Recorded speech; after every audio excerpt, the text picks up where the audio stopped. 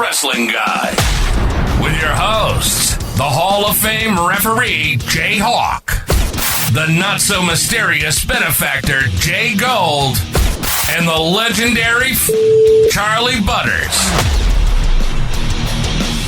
Jared, how's everything going over there? I'm freaking exhausted, dude. I feel like no matter how much sleep I get, I'm not getting enough sleep.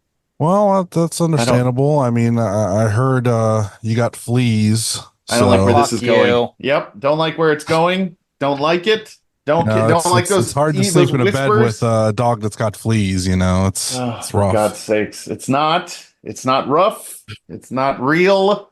Don't say it's not rough, and it'll play It's into rough. it. It's rough. Nope. Stand up, JHawk. Stand up. Slap. Open your hand up and give him the 5 fingers to the face. I don't like it. I think we had this conversation. My wife's kicking him in the dick. It's going to happen one of these days. Oh, God damn it, JHawk! It has to. I have equal rights and lefts for her too, so it'll be all right. JHawk is an in-ring performer. He should be able to whoop your ass, Butters. I just want to let you know that idea didn't even come into my brain. It came into somebody else's brain that enjoys this bit, and they told me I should do that bit. So you're welcome. Yep. Since I don't know who it is, I will not say anything. But I don't know. With my luck, I'll find out it's Dom or somebody going, well, you should tell JHawk. I'll tell you who it is. It's not me, JHawk. And I would Jgold never was do that privy to to this. He knew it was coming. I said no, and that's where we are, JHawk. I love you. I respect your sanctity of your marriage, and I would never, ever make fun of your wife. So, yeah. Shout out to California. Whoever's listening out in California, just doing numbers for us. New listeners, apparently, they're doing numbers. California's popping off for us. These are all, intelligent radio listening numbers that are coming out of California, the home of entertainment. If anyone knows about entertainment, it is California. So yes, we are pretty entertaining, I guess. Yeah, why not? And also, whoever tried to review bomb us on Spotify, fuck you, son of a bitch. It did not work. So I agree. Listen, if you want to try a review bomb, you can feel free to reach out to me and say it to our face, because you know what, that is just lame, and I don't. I'll be honest. It's probably your fault, Josh. They should just message you. That's and what I'm tell saying. you how much they hate you. Don't hurt the rest of us. Yeah. Because fine. You're angry at Joshua. Okay. Yes, you can. I will answer my DM. So go right ahead. You fucks. I got the Iggy on that. It's actually Jeff Jarrett still picked the Nathan Kagura trying to review bomb us and keep our numbers down for last week's episode. Okay. That makes sense. Oh, sorry, Double J. We didn't mean to give away the whole thing, but I have to say, everyone, if you're not listening to the Nathan Zagura episode, you're nuts. I don't know why you wouldn't listen to it. It's the best. It's so good. All kinds of good inside stories in there. Yeah, there's nobody more entertaining. That dude's awesome and such a nice guy. How could you not want to jump on and have a listen while you're in the car or flying somewhere or doing whatever? Throw on the show and listen to Nathan Zagura. It's fantastic. Yeah, I've been doing podcasting in some form since 2007, and that was legitimately a top 5 favorite interview I've ever done. Just professional, right, JHawk? Just a professional guy. Just knows exactly what to say. You didn't hear any ums or breaks, or his technology worked perfectly. Just a smart guy, and I very much enjoyed it. So I think everyone should listen. I mean, I was working while it was happening, and it was still really great. From the satellite studio at Time Capsule Toys. That's right. That's awesome. One of the sponsors of the show. That's correct. So tell us about Fanatics Fest. So well, it was the buzz of Twitter for a couple days. I will say the idea is really fucking cool. The execution was horrendous. So you get in there and it looks like Comic-Con for sports. I mean, the WWE there were a few really cool moments. The WWE had a big stage where you could come out and they just lined people up and you gave them your music selection, and they had the Titantron and the music. Somebody did the Great Khali, came out to the Great Khali's intro. I don't know how they were able to mimic the goofy walk and everything, but they did it. Somebody did Batista. There was a million Cody Rhodes back to back. There was like little kids. And then out of nowhere, the music stops and everybody's waiting for the next guy to come out, and bam, LA Knight hits, and he comes out and just starts doing his intro in front of everybody. That was pretty dope. The big problem was the autograph lines, the memorabilia lines, and the photo lines were very, very poorly run, which I don't understand. If you've done a convention before and you've seen those like posed photos like at Wizard World or whatever, Epic Photos is the company that does it. Now, for Comic-Con, it's the most organized. They give you a block. They go, come in at this time. You wait in line, you go, you stand in your line, you go, you meet them, you're done. For some reason, they funneled for the autographs, everyone, and for the pictures, two different sections of the building, and they funneled everybody into one entrance, and they double booked like the celebrities to go from autograph to photograph. So if you could have waited online for like 2 hours, which I have a friend who waited online for 2 hours to meet Josh Hart from the Knicks with his son. He got close to Josh Hart to the line, and Josh Hart got up and left. Then we were waiting online for Bianca Belair. They didn't even have a room for her because apparently they didn't have enough of those like little tent rooms. Apparently Jey Uso went overtime. He tried to get everybody in. They didn't have a place for Bianca. We were all backed up. They finally let people go. They're like, all right, we were like group 4. They're like, all right, group 1. I'm like, yep, that's me. I cut the whole line because I couldn't, if I missed it, I was going to be furious. So we ended up getting through on that one. It was 6 lines deep for Liv Morgan. We never even got to see her. I paid $90, so I'm going to get my money back because that is horse shit. There were people who were asking for their money back. There were people who were trying to like squeeze in. They had stupid stuff in there, like the 40/40 club. Like, why would I need to wait in line to get into an exclusive club in the middle of Javits Center? Like in my fucking t-shirt, my Enrico Palazzo t-shirt with my kid. Like, it just was not. The execution was very poorly done, but one of the cool things is you could have seen wrestlers, celebrities, they just walk the floor all day. So like a ton of ESPN guys were wandering around. Punk was wandering around in a suit, so you could see him. He was shaking people's hands. He was just walking around trying to get to his show. Big E was there doing a show. Paul Heyman was there doing a show. They didn't do photos or autographs. They had like a kids section with like shooting basketballs. Oh, one of the cool things, the NHL set up a rink where you could take slap shots at like a washer dryer, so you can break it and like bust it up, which was kind of cool. All that's free. But you know, a lot of it was for card collectors on one side, and then the other side they had the giant WWE belt. They had you could take a picture in the UFC ring. You know, they had this slushy van that was just giving away free slushy. But the fact that it was so condensed and it was so tight, and the athletes and the wrestlers had to go back and forth, and they were all tied up, and the times were messed up. It made for a really lousy experience for most of the people.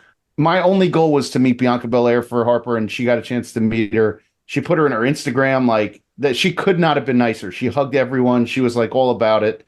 But a lot of these people were standing in line. We were talking to a woman who's like, I waited 2.5 hours for Bianca Belair. We were the next photo, and they shut it down. Like, and then they're like, oh, she'll come back at 4.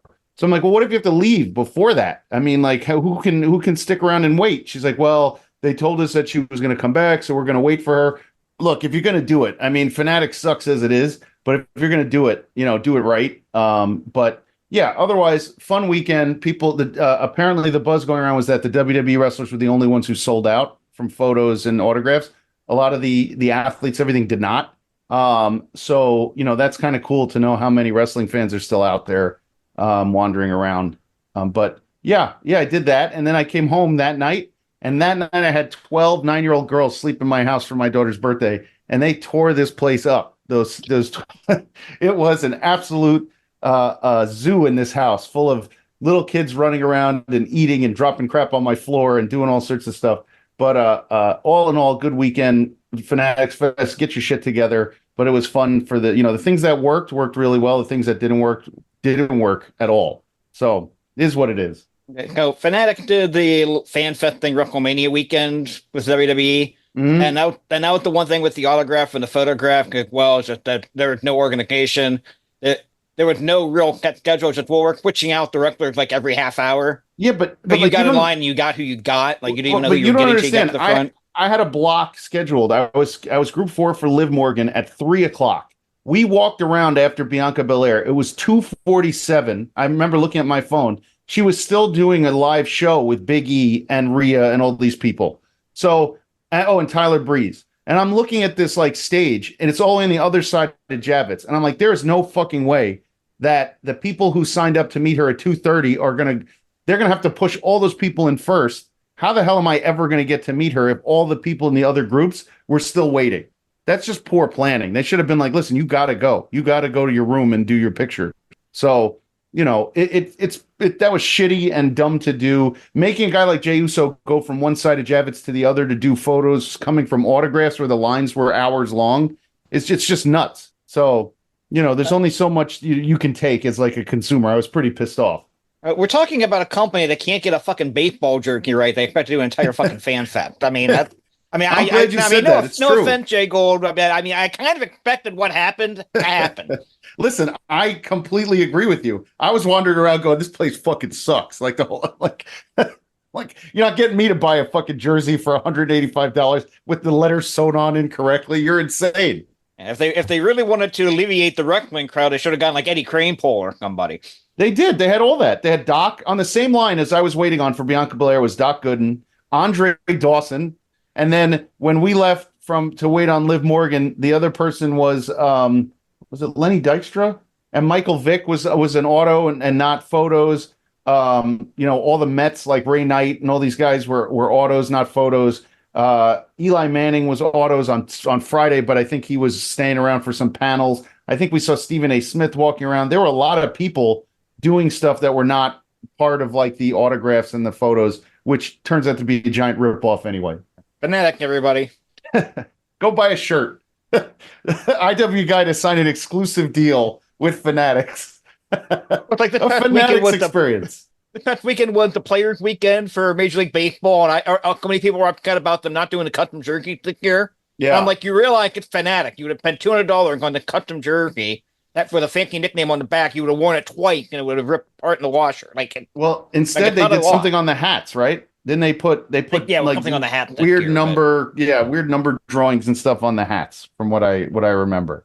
But yeah, I wouldn't buy shit from Fanatics. I went home. This is the first time I went to a convention. My daughter didn't even ask me for anything. So, you know, that's how you know Fanatics is shitty. Oh, good germ of an idea there, but then they said, "Oh, we're coming back with more next year." Blah blah blah. I would not do it again. It's an absolute shit show.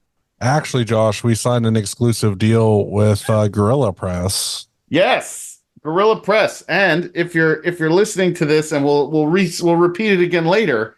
But if you go on the Gorilla Press's page and you use code IWGP24 at checkout, when you buy 2 or more items, you get $20 off your entire order. So, you know, check it out. It's essentially a buy one get one style code.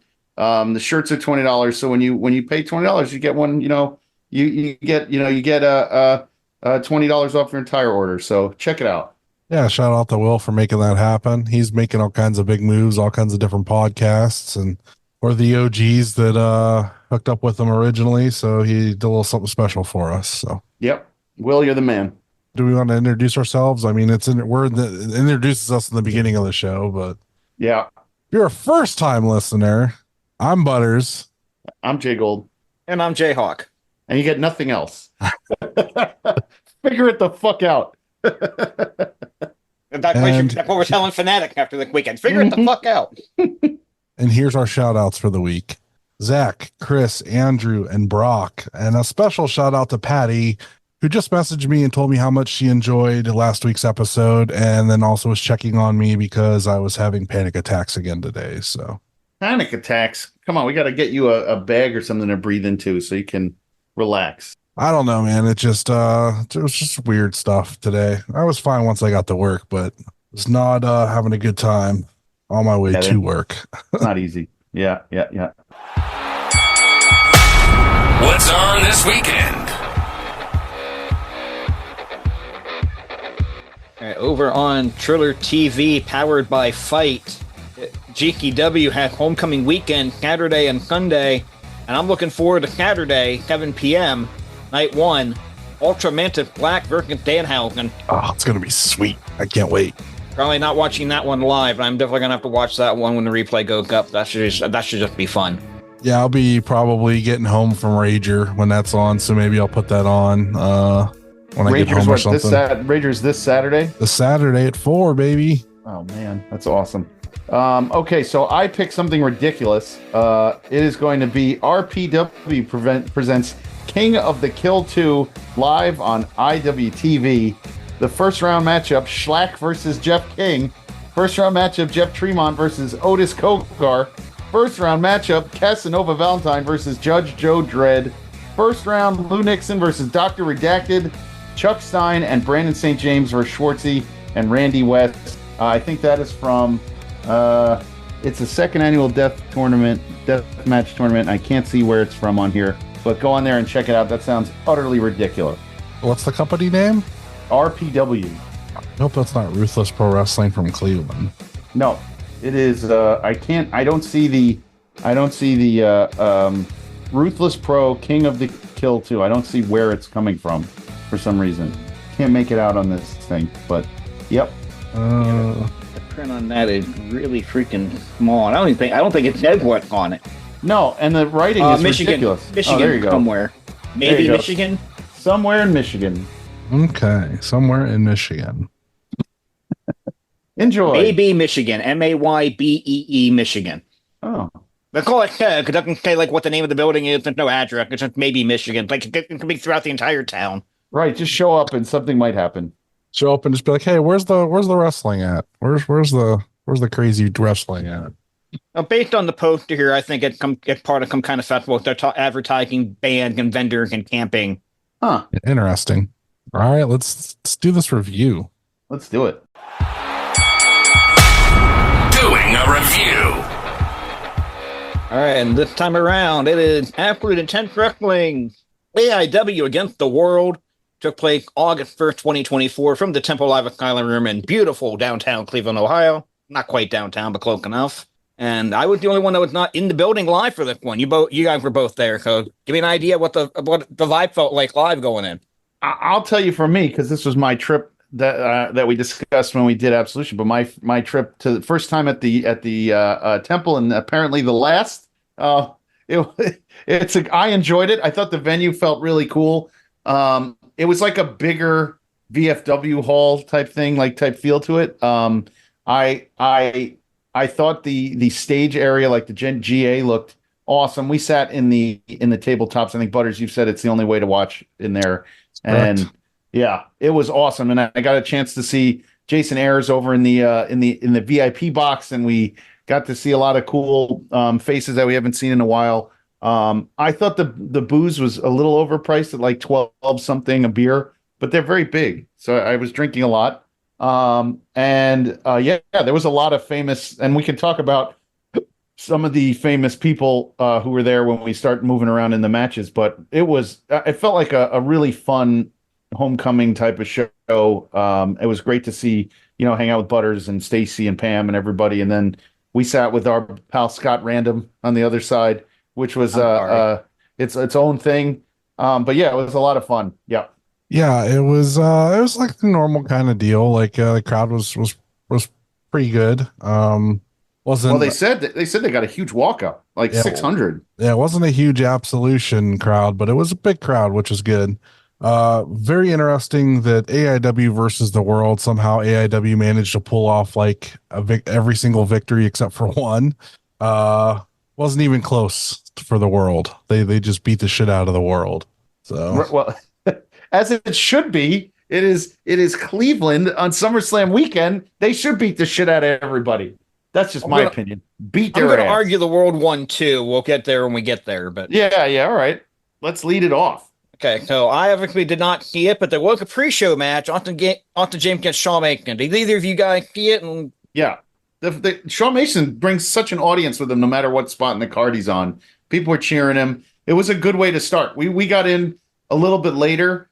We didn't sit in the parking lot that long. I think by the time we got there, everybody moved inside.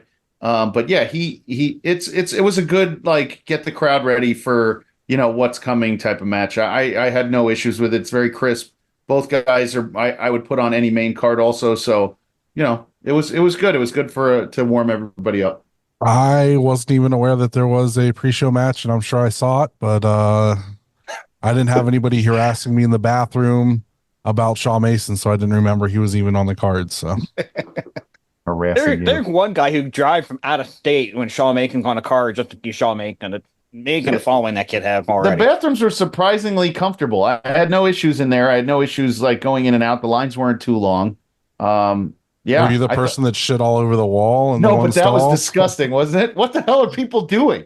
Are you just putting your ass right up against the wall and just letting it rip? Brother, I don't know what you were doing in there, but I'm pretty sure it spelled Jgold was here. And I did eat one of the hot dogs, so it could have been a mix of the hot dogs. But before the show, we went to Heart of Gold, and I had a really good burger there. So it couldn't have been that. It probably was a really nasty hot dog. I don't support that guy. I think he's putting human meat in the food there, so I refuse to go there. Human meat, like Soylent Green. Yeah, I don't go to that guy. I think he's poisoning people at that place. It was delicious. If it was human, it was utterly delicious. Pretty sure they just cooked up their hostess because they're asking for front of house person now. So I don't trust them. The host tried to get bumped up to $2.43 an hour plus tip. Now that 30 tips is too much. Right. All right. When we do go to the main show, and we open up with the lady in action, Jacqueline Navarro taking on Rachel Armstrong. Part of me gets why the women usually go on first on these shows, but I really wish they would start putting the women a little bit later on the card. Yeah, I agree. I don't know. I've never had. I don't analyze the spots on the card unless we're doing reviews. So you might be right. But I think it's a good hype match, and I know Jocelyn is heavy-handed, in there. Before we get too deep into it, I do want to say shout out to our buddy that does all the packages and stuff, because the intro packages for this were great. They showed us all the champs entering the building. They showed us all the challenges for the main event entering the building. Huge shout out to our buddy Chase Oliver.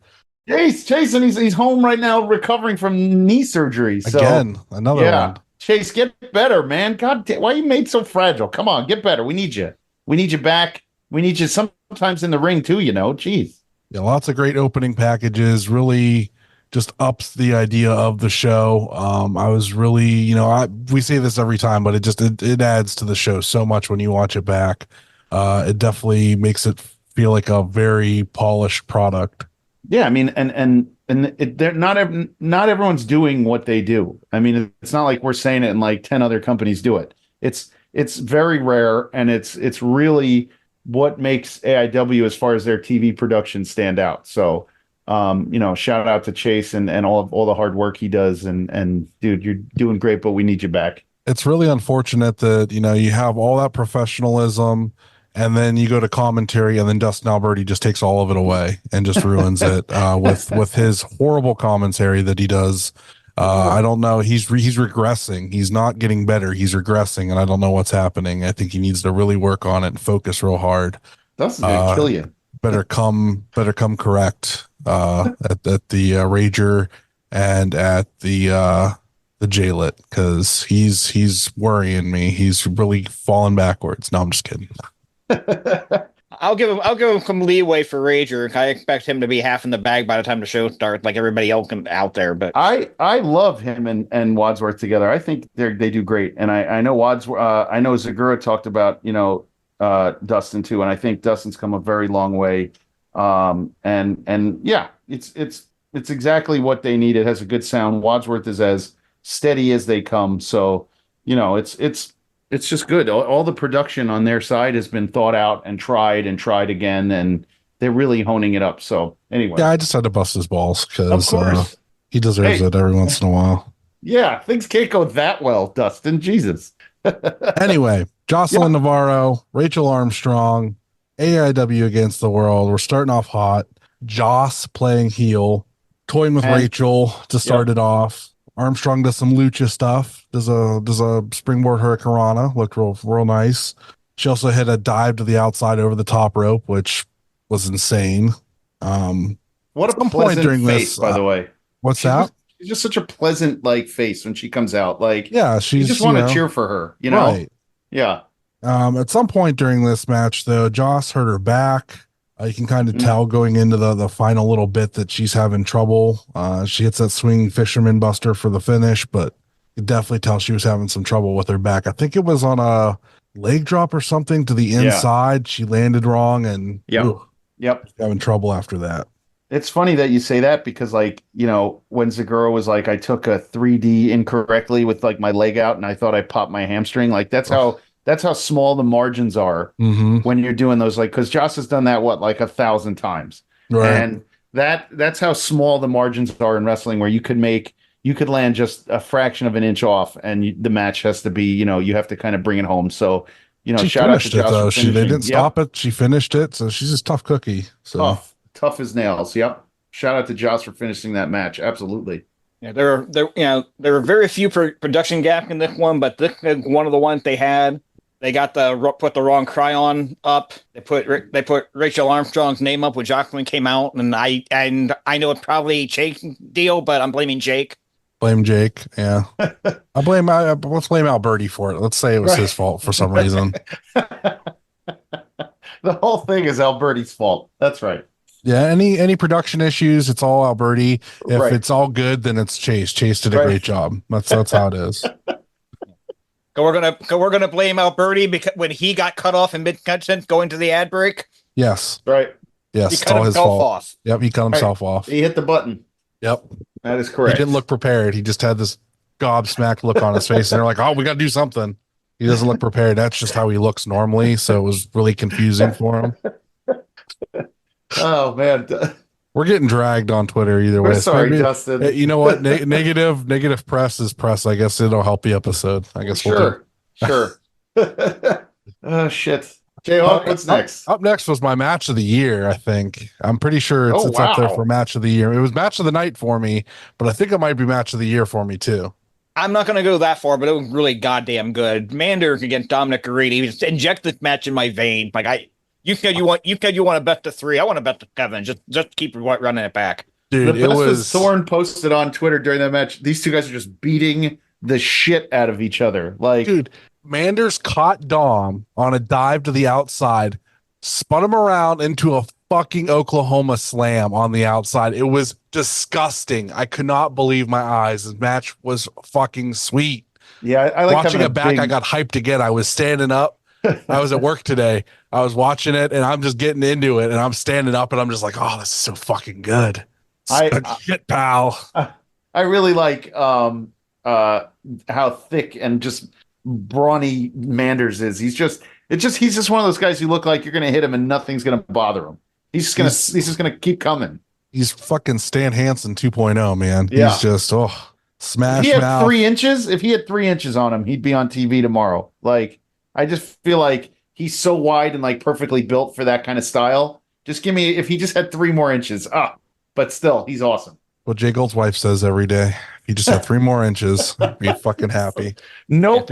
Then he'd have 4 inches and she might feel something. No, JHawk, not you two.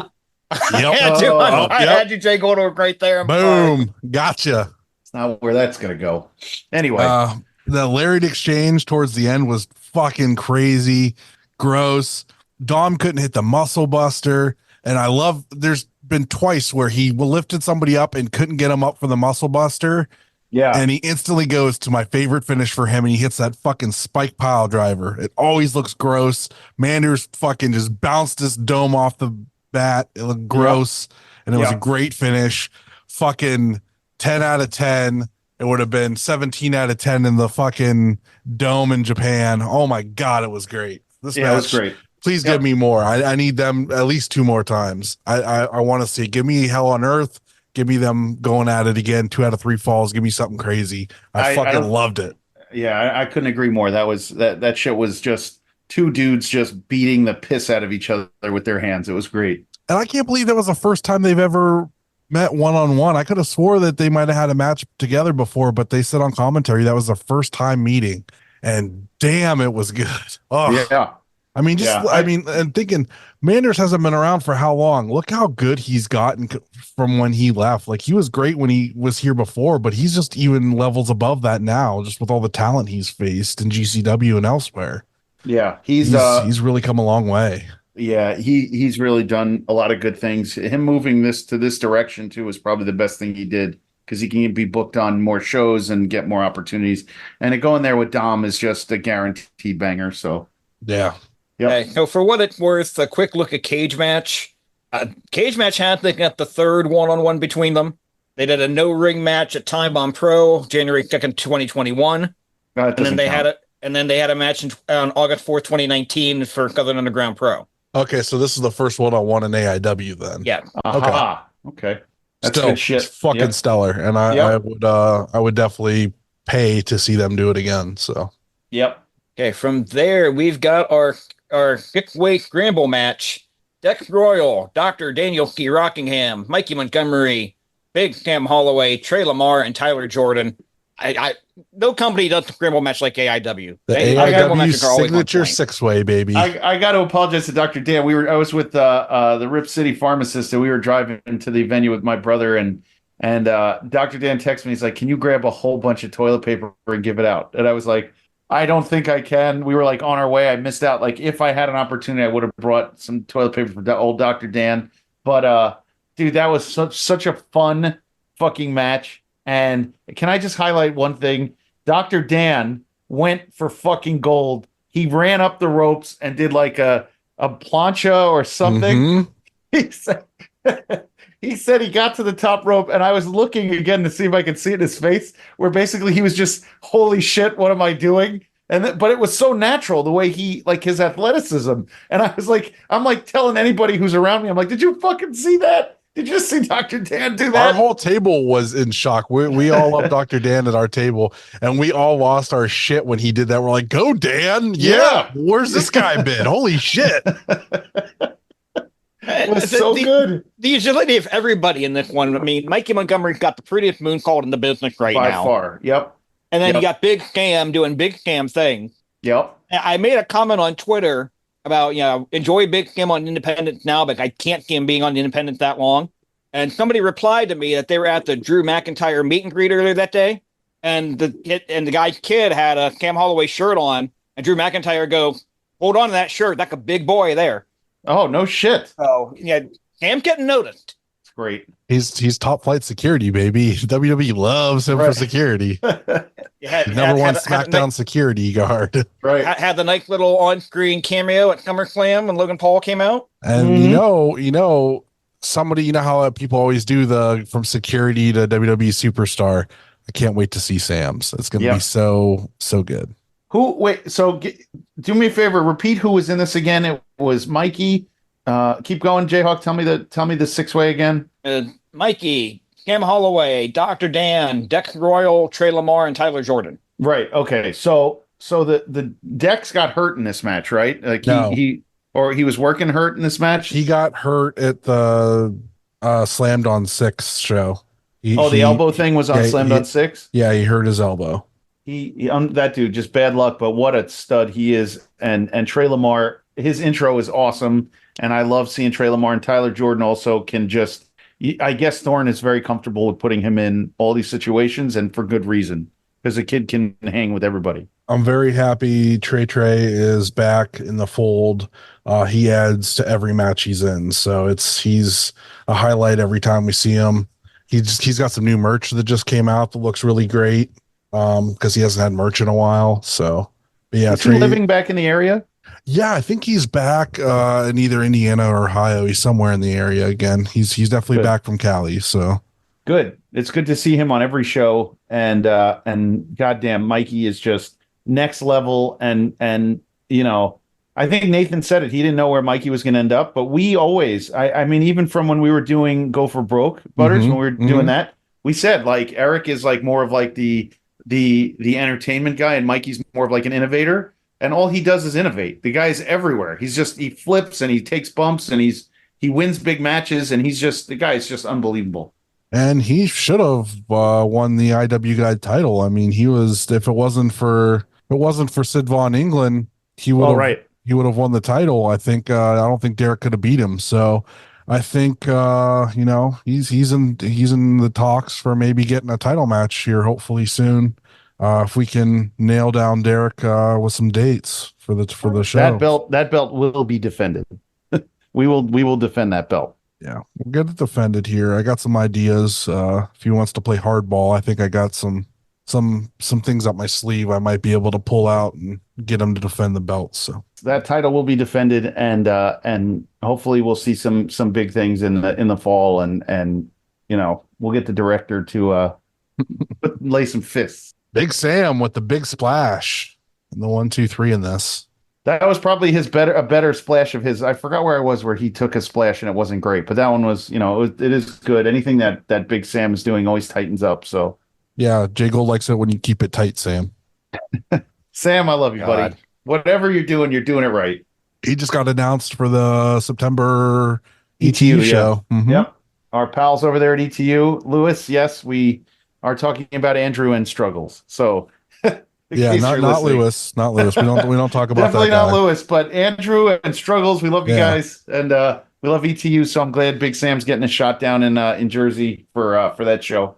Yeah, we're going to be reviewing ETU next month at the end of the month, leading into that show, and we might have a special guest. A few guests, yeah, that's tied to that show. Well, I'm actually moving one of those to November, but we're gonna have a special guest in September that's related to that ETU show. So I'm very excited for that.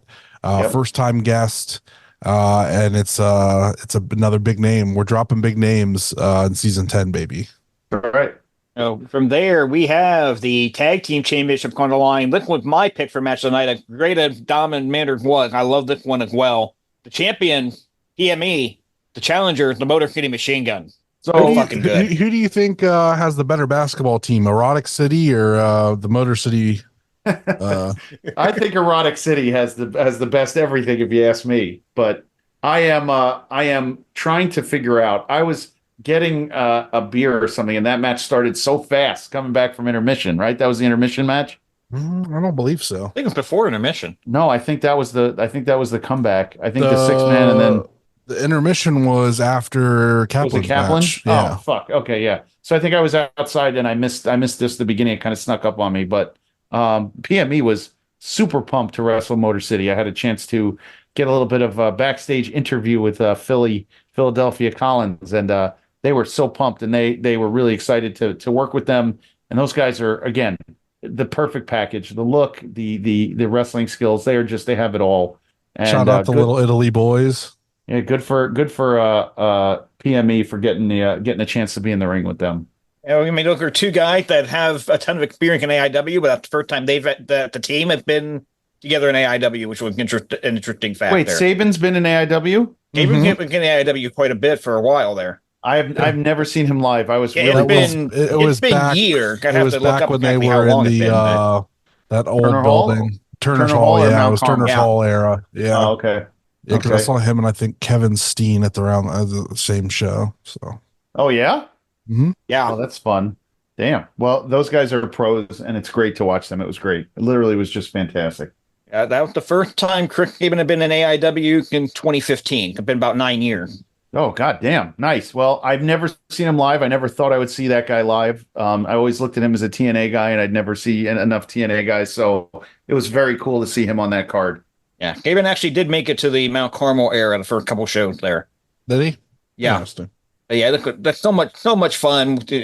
Yeah, one of the best tag teams of their era in the Motor City Machine Gun. PME one of the best tag teams on the Indies right now. Just so good. Yep. PME has really solidified themselves as one of the top 5 tag teams on the Indies, I would say. In the end, it was PME retaining the tag team championship. I think was it Marino got a roll up, I think, if I remember correctly. Yeah, it wasn't a finish.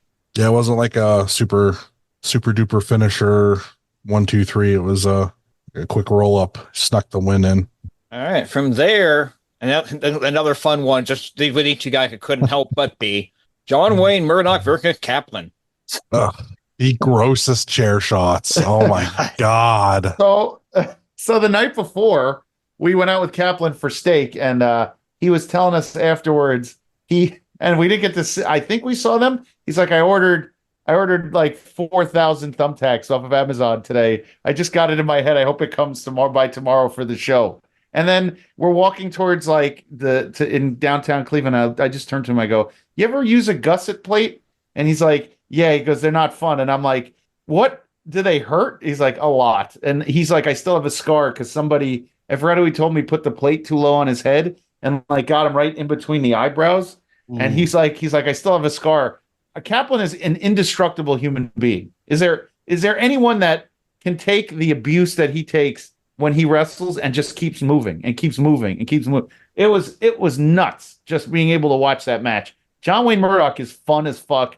And man, Butters, you ain't lying. Those chair shots were just, oh my God. Kaplan's a human fucking tank. Like, He I is. can't believe they haven't booked him for Tournament of Death to just fucking squash everybody, pull through the whole fucking field, and walk out with the Tournament of Death trophy or the King of the Death match or whatever bullshit they got out there that's crazy death match stuff. Kaplan needs to be on it all. Give him all the fucking trophies. Watch him just destroy everyone, because he is the comic book Ben Grimm come alive. Like, he is seriously the thing come alive with the cigar in his mouth, with the hat, chomping at the, like, he is absolutely a Marvel superhero come to life when he's in there. And his fucking promos give me chills. He is fucking scary in them promos. Yep.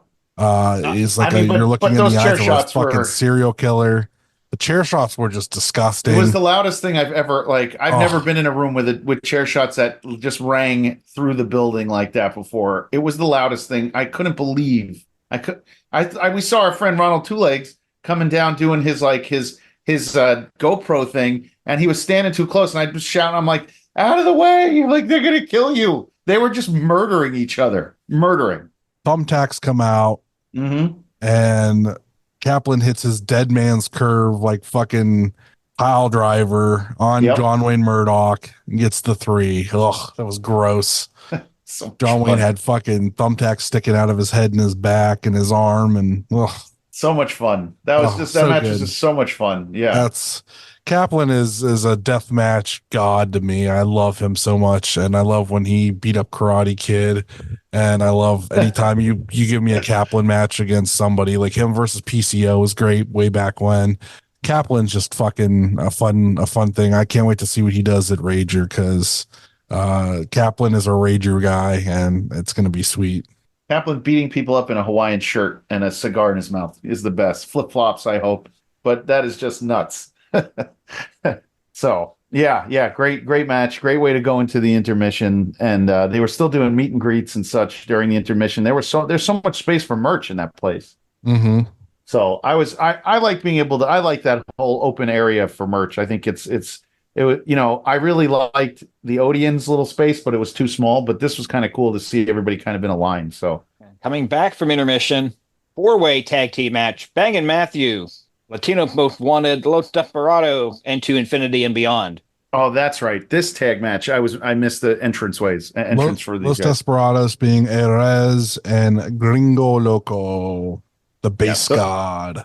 Those two guys fucking rule. I've seen Erez so many times now. He rules. Gringo, I got a picture with, because I didn't have a photo with Gringo, and he really impressed me on this show. So I was like, I gotta get a picture with him. He's doing big things in AEW and ROH, so might as well go talk with him. And we're both named Charles. So are you? I didn't know that. Yeah. I thought his first name was Gringo.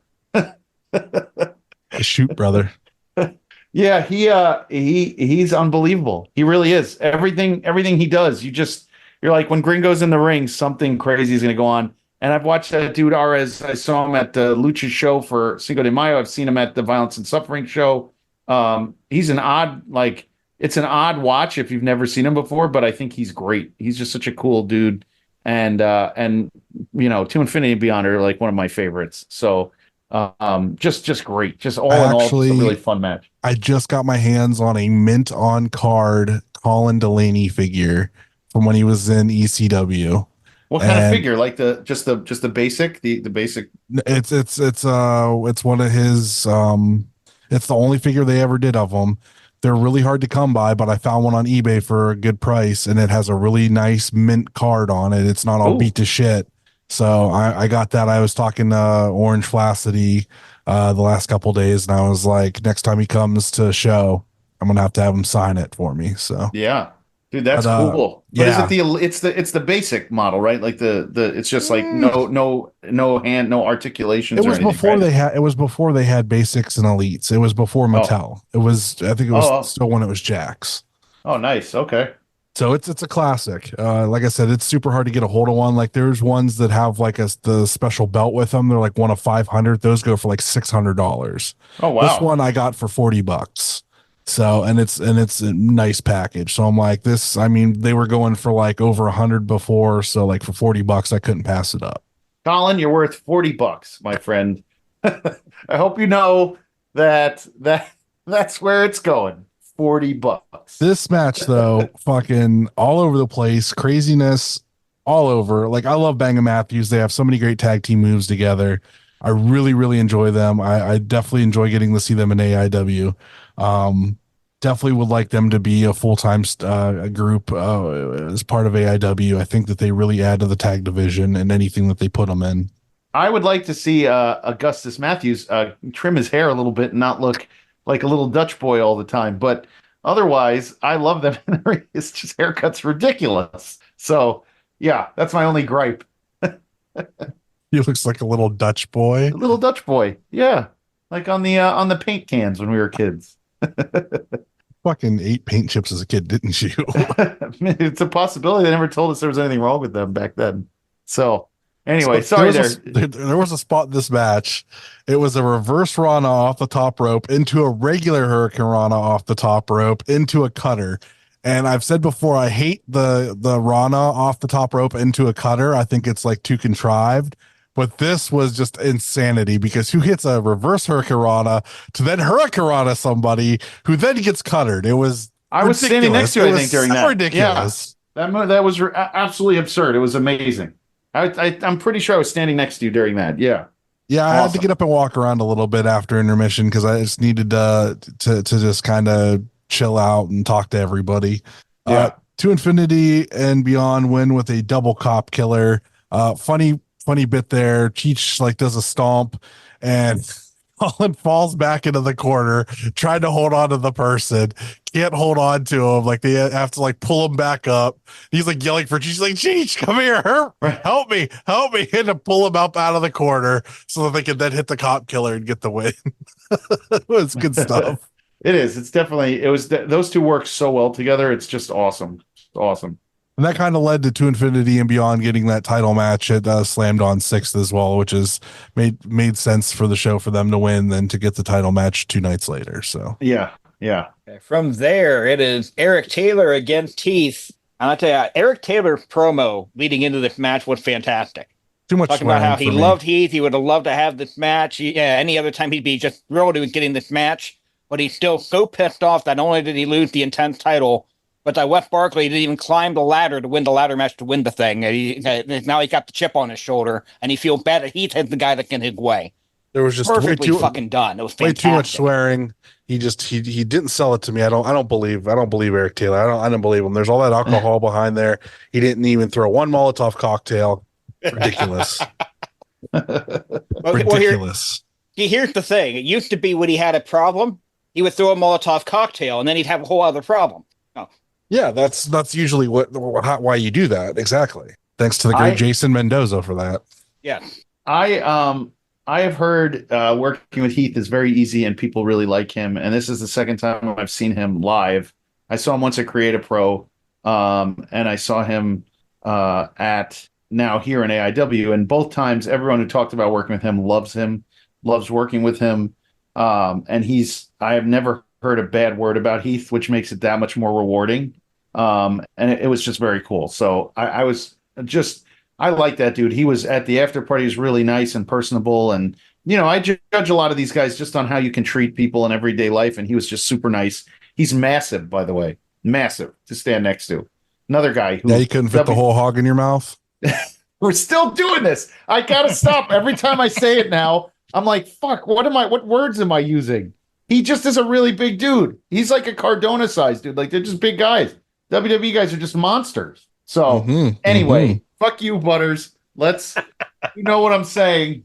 Oh, anyway. I don't know what you're saying. I've never gotten on my knees for Heath or Broski or anybody. So I was talking about his physique. I don't know what you do at the after parties, Jgold. I'm not judging. I mean, if that's what you want to do, brother, that's all you. I mean, just talking More about power his to you. I physique. think that you should use it for good and get us these interviews if you're going to be doing You that. use like, it for good, yes. yeah, Yeah, like yeah, not yeah. just for your pleasure. Right.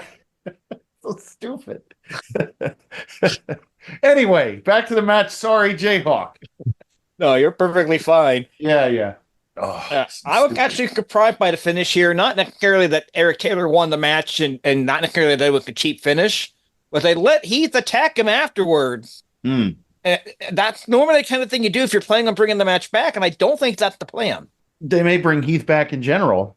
Maybe Jgold. Who knows? Yeah. Definitely. I forgot Jgold is like right around the corner too. Yep. Yeah, I just bought my tickets. $30 for 2 GA tickets for the day show and the night show. So I'll be there. Nice. So from there, we get a little break in the action. If we get a quote unquote surprise appearance, WWE Tag Team Champion Johnny Gargano returned to AIW. You know It why was it wasn't a fucking surprise to me? You know why it wasn't a surprise to me? I Because know why it somebody wasn't a had to come surprise to me over. be- Because somebody had to come over and spoil it before intermission. Because he Who? was so excited. Who did? Who spoiled it for you? Tell me name names, Butters. I'm looking at you, you son of a bitch. I didn't know anything about it. I was just saying. I was just thinking. I was thinking out loud that night, and I Sure. you know, but wow, that pop was fucking insane. Now Insane. I knew Gargano was going to be there just from context clues on Twitter. But I Thorne don't know. posted something about I guess I'm a Triple H guy now, and then like 5 minutes Right. later, Gargano posted something about anything going on in Cleveland tonight. I'm Oh, like, right, okay, right. Gargano's going to be at the show. So it didn't surprise me when he came out. What surprised me was that he brought Ciampa with him. Yeah. And Ciampa came out to his Psycho Killer song, which was pretty freaking cool. And they both did their thing in there, and they talked for a while. And Ciampa did his Triple H impression, and everybody was just going bonkers. And it was very nice, very nice. I heard a few people saying that this segment went too long, but I remember Johnny Gargano's farewell speech when he left AIW. That was like less than half of that, so I was okay with it. It did go too long. Long-winded. It killed the crowd. Long-winded. Crowd did not recover from this segment. They were too hyped up. I mean, what are you going to do? You can't get out of that. But They probably should have done. They probably should have done this and then gone to intermission because the crowd had a chance to kind of cool down. But that's Well, that hindsight. wasn't a choice. Because That wasn't a choice. They went to a Wes Barkley match, and that just really killed the crowd. Because my God, does Wes Barkley suck? oh boy. Well, Who let's was the- talk about this. Wait, I was out. By the way, I was outside ripping heaters with Ryan Mack, and this black SUV rolls up, right? And all these dudes get out, and we're like, "Is this like?" We were looking around because it was that kind of night. Like it was all sorts of surprises. And that dude, West Side Gun, got out of the car and came into the venue, and he was hanging out. He's a Josh Bishop guy, and he sponsors Josh Bishop with his new clothing line, Fourth Rope, and that was pretty freaking cool to be outside. The only two guys outside, and there's West Side Gun and his entourage rolling up with Pedro walking him in. So that was really cool. Speaking of surprises too. Yeah, I'm super jealous. I didn't get a photo with West Side Gun. And he was all right with it. He took photos with a lot of people. Michael Yeah. Porter gets pictures with everyone, it seems. I know he does. He gets to sing at the fucking Rock and Roll Yep. Hall of Fame and all Yep. sorts of shit. That dude has no fear. He's just like, fuck it, I need a picture. And he walks right over and does it. So Right. good for him. Yeah.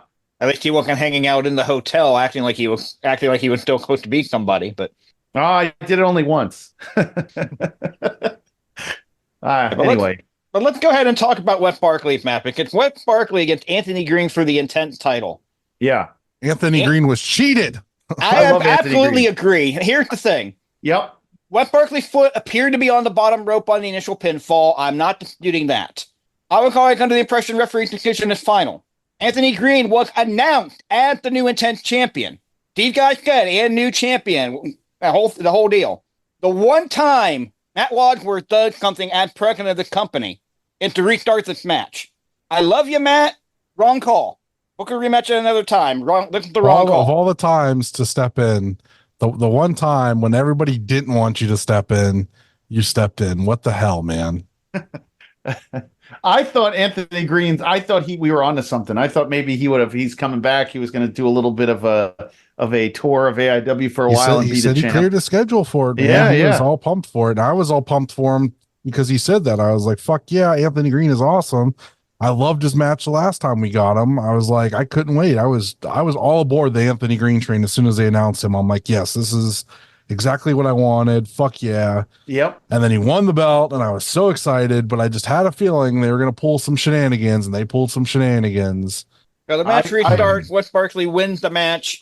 They're calling it a retention of the title. I'm saying Anthony Green was announced as the champion. That is two separate matches. That is two separate title changes. Yes. The official AIW record will not reflect that, but in my record, I'm showing Anthony Green as a former AIW Intent champion. That's correct. And Dustin Alberti agrees with me for what it's worth. And I think he should get a automatic rematch at a show of his choosing, and I should be the special referee for that match, so I can make sure that we have a correct winner.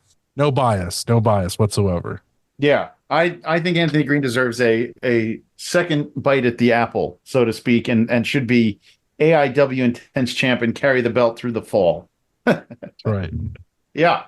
So from there, we get Isaiah Broner versus Kenta.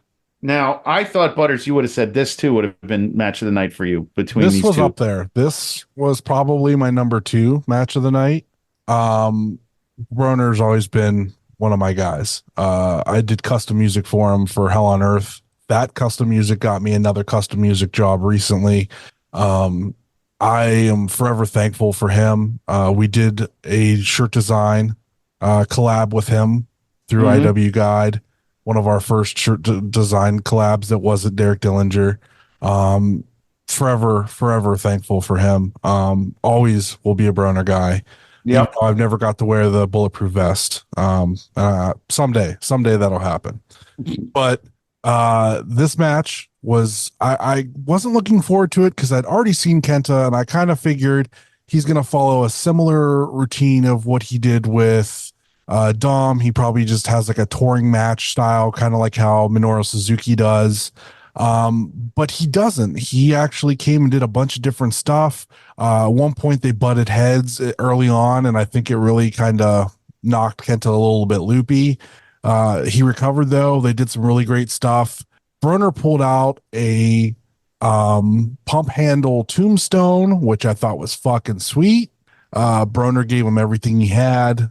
Still came up unsuccessful, but it was still a really great showing, and it's really cool that in the last 2-3 years, you could say Broner has faced Minoru Suzuki and Kenta in AIW. And Eddie Kingston. So, I mean, you look at who he's been able to face at AIW, and even though he's not the absolute champion right now, he is still, to me, the top guy in the company because of what he represents, who he's faced, and how he came from just a guy that was like at shows supporting Joss, waiting to get his spot, to just dominating his way to the title. I mean, having those matches with Broski, which was fucking awesome.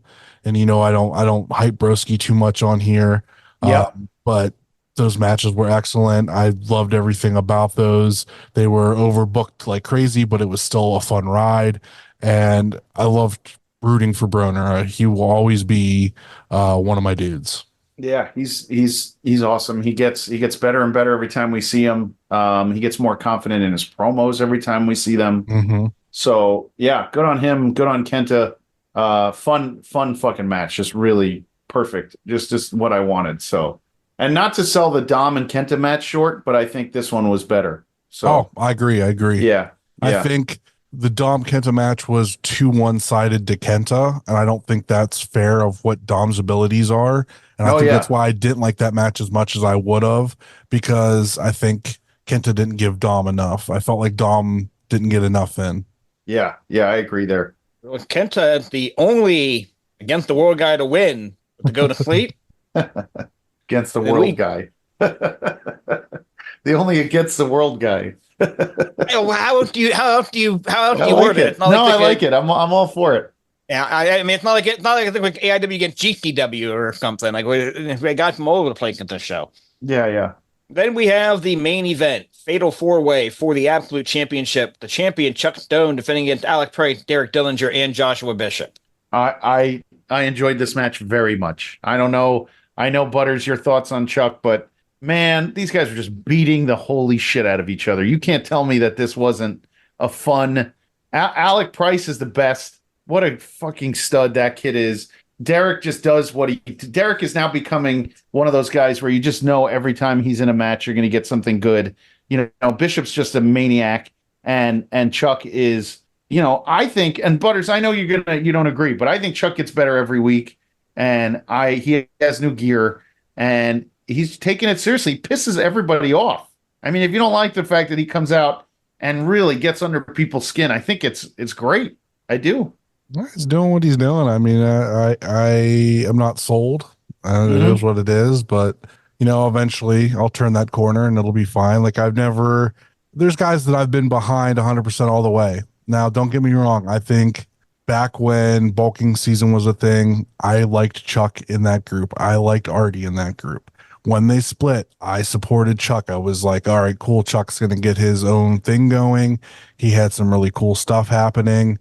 This felt a little, not so much rushed, but it felt just weird.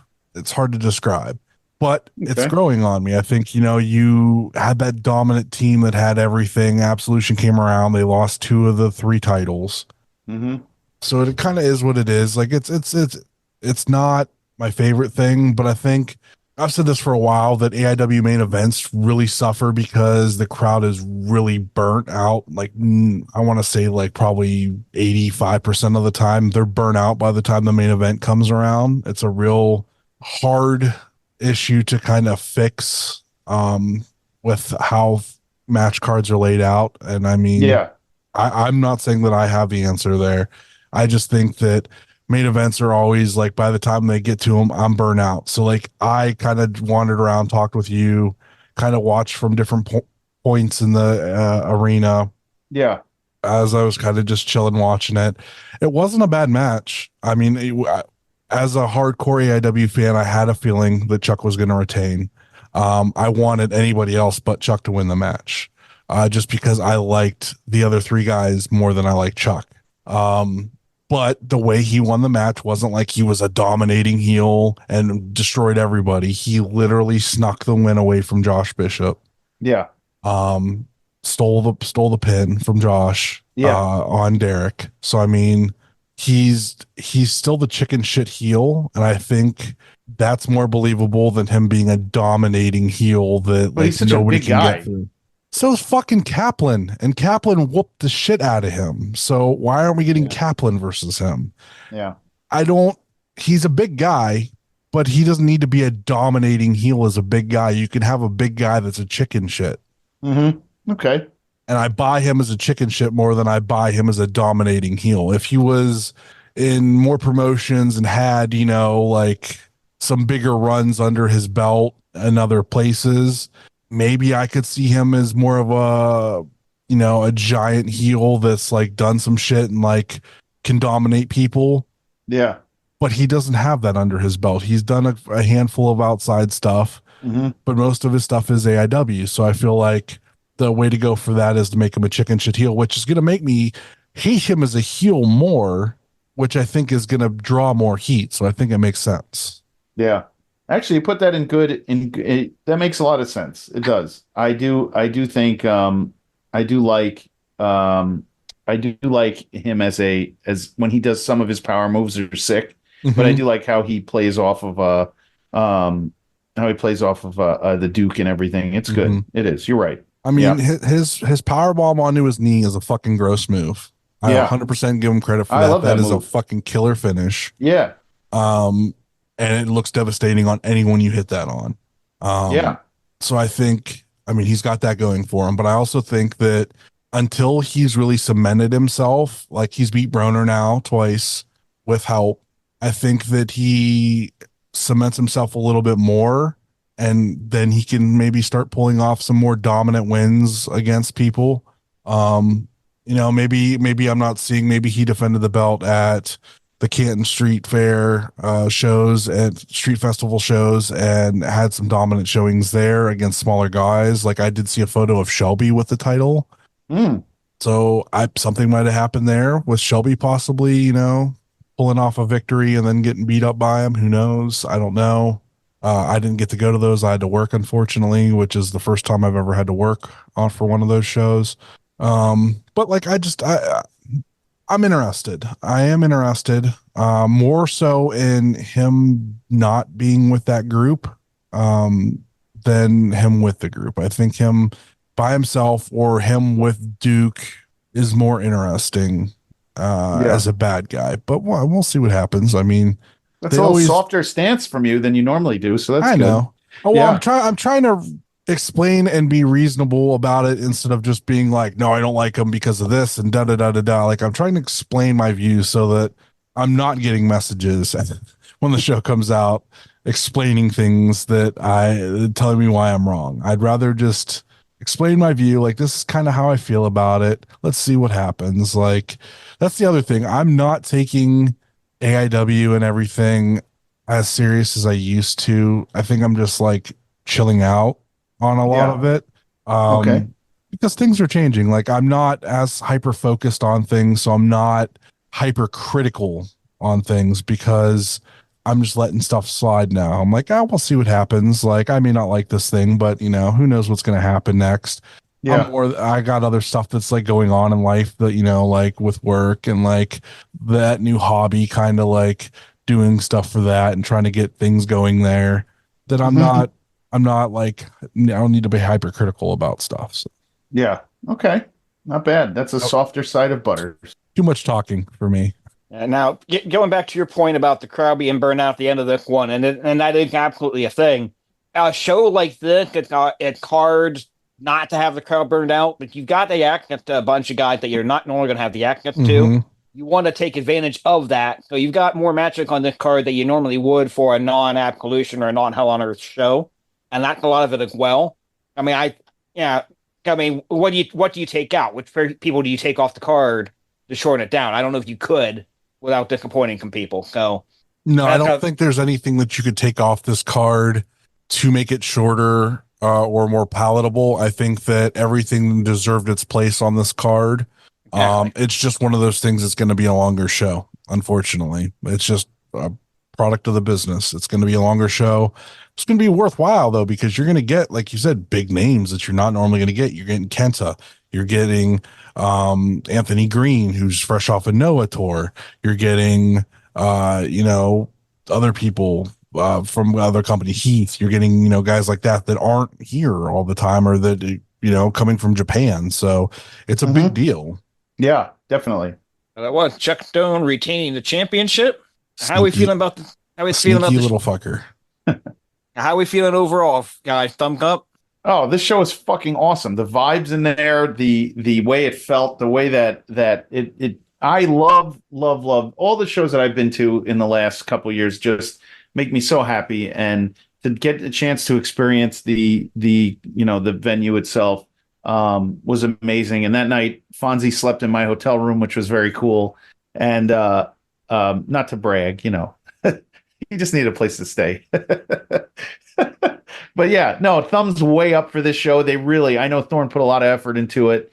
They got a nice walk up, so good on them for at least, getting the recognition they deserve. And yeah, thumbs way up for this one. Jgold spent half the night blowing Fonzie's whistle. I have one in here.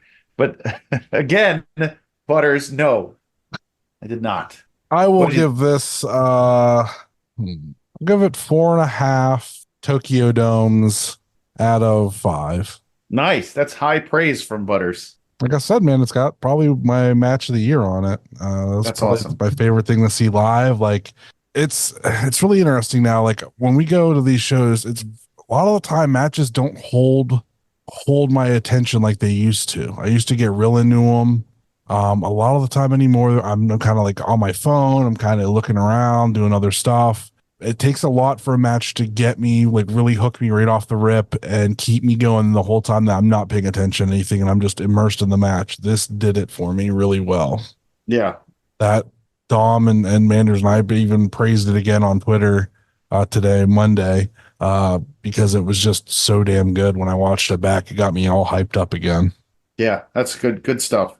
JHawk, what'd you think? I mean, thumbs up all the way. I mean, again, my only real criticism is how long the show is, but it had to be. I mean, there's Jared, how many Triple H finger points out of 5 did you want to give it? I got to go either 4 or 5. If having half a finger point is kind of wrong, but we'll do 4 out of 5. We'll do call it 8 out of 10 for the show here. Okay. I'll take come away for the length because it did start dragging near the end just from the sheer length of it. But 8 finger points out of 10. I give it 4.5 Tokyo Domes out of 5. Jgold just says he liked the whole thing. I liked it. Yep. I don't have any witty out of numbers. I just said I like it. He didn't take he wasn't giving it just the tip. He took the whole thing. He's hardcore. Jgold gave it 4 funky stay in a hotel room out of 5. Oh, for Pete's sake. 4 Fonzie whistle blows out of 5. Correct. Oh boy. Anywho, do we do plugs anymore? Yeah, we could do plugs. Okay, good. We just didn't do them last week because we didn't need to. Go ahead, JHawk. Give us some plugs. Hey, follow me on Twitch, Twitter, and TikTok at JHawk, Instagram at JHawk1539. I don't have anything else going on for a little while, so. I think I'm Charly_Butters on Twitter still, and Charly Butters on Instagram.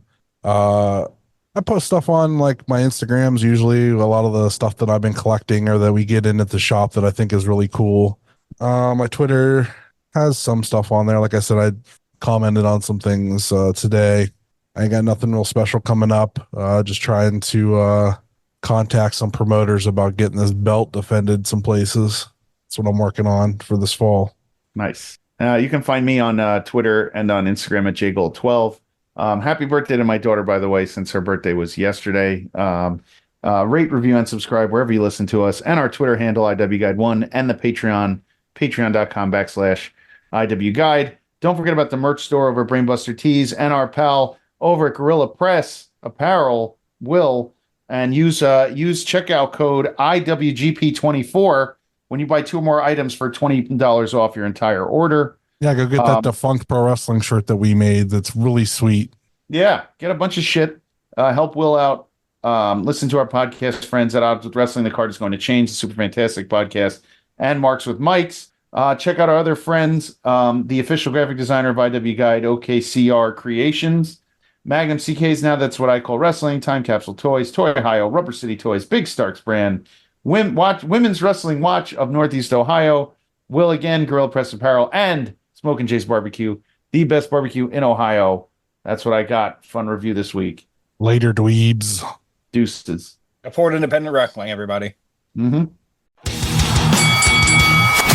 Don't forget to review and subscribe wherever you listen to us. Find us online at Facebook and Instagram at the Indie Wrestling Guide.